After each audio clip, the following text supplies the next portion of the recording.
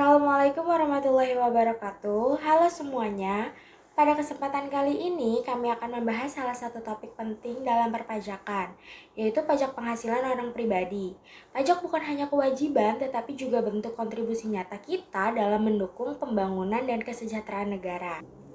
Melalui video ini, kami mengajak teman-teman untuk memahami peran pajak serta proses perhitungannya secara sederhana dan mudah dipahami.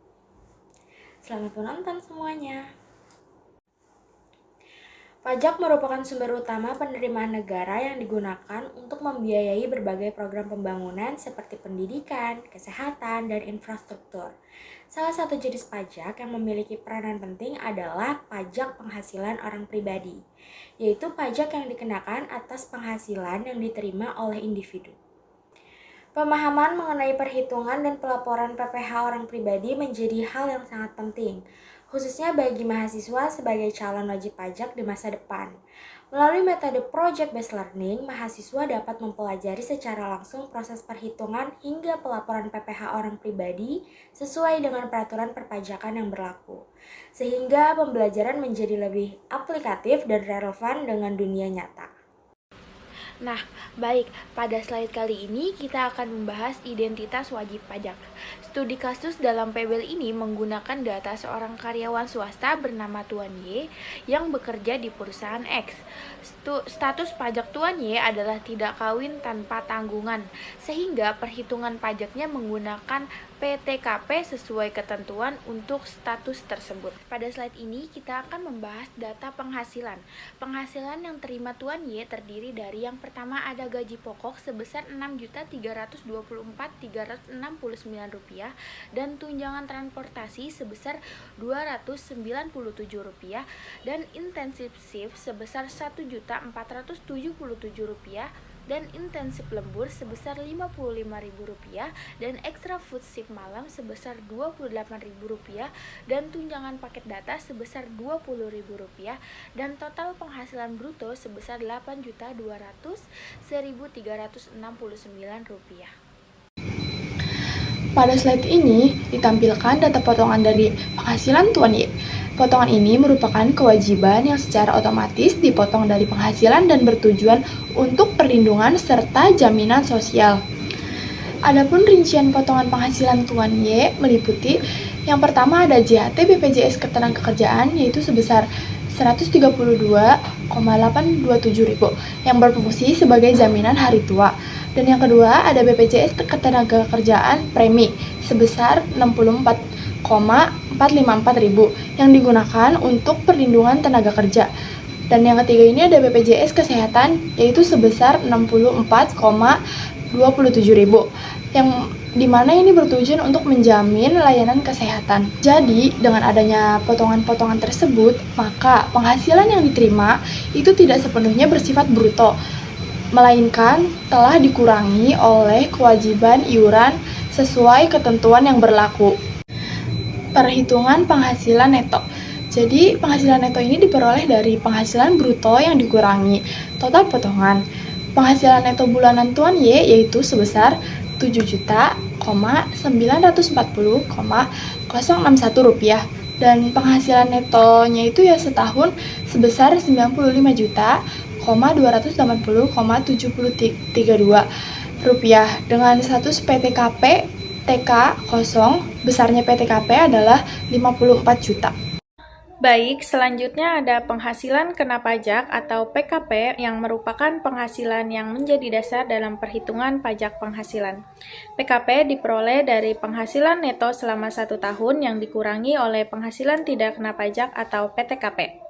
Pada kasus ini, penghasilan neto sebesar Rp94.280.732 dikurangi PTKP sebesar Rp54 juta, sehingga diperoleh PKP-nya Rp41.280.732. Setelah itu dilakukan pembulatan, lalu PKP-nya menjadi Rp41.281.000. Berdasarkan data penghasilan yang ada, PKP atas nama Tuan Y masih berada pada lapisan tarif pajak pertama.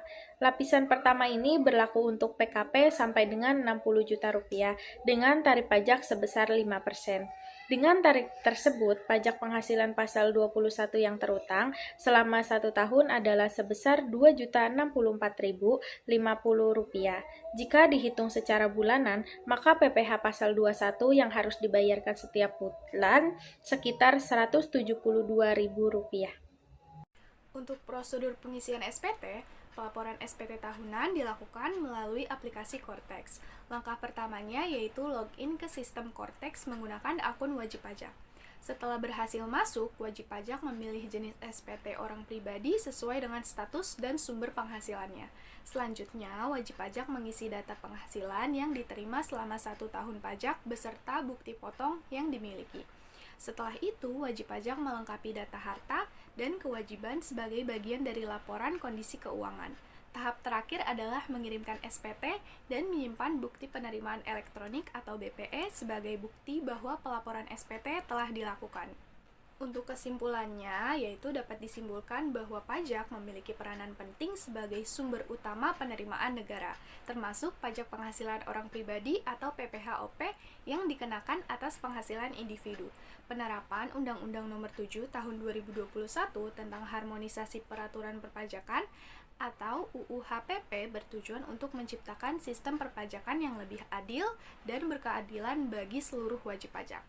Melalui metode Project Based Learning atau PBL, mahasiswa dapat memahami secara langsung proses perhitungan PPh-OP, seperti pada studi kasus PPh 21 yang menghasilkan pajak terutang sebesar Rp172.000 per bulan. Dengan demikian, pembelajaran ini tidak hanya meningkatkan pemahaman mahasiswa, tetapi juga menumbuhkan kesadaran dan kepatuhan pajak sejak dini. Untuk sarannya, mahasiswa diharapkan dapat memperdalam pemahaman mengenai pajak penghasilan orang pribadi melalui penerapan metode Project Based Learning atau PBL. Selain itu, mahasiswa juga disarankan untuk terus mengikuti perkembangan kebijakan dan regulasi perpajakan, khususnya yang berkaitan dengan sistem digital, agar memiliki pengetahuan yang relevan dan sesuai dengan perkembangan zaman. Di samping kemampuan akademik, mahasiswa perlu menanamkan sikap profesional, jujur, disiplin, dan bertanggung jawab sebagai bekal dalam menghadapi dunia kerja, terutama di bidang akuntansi dan perpajakan.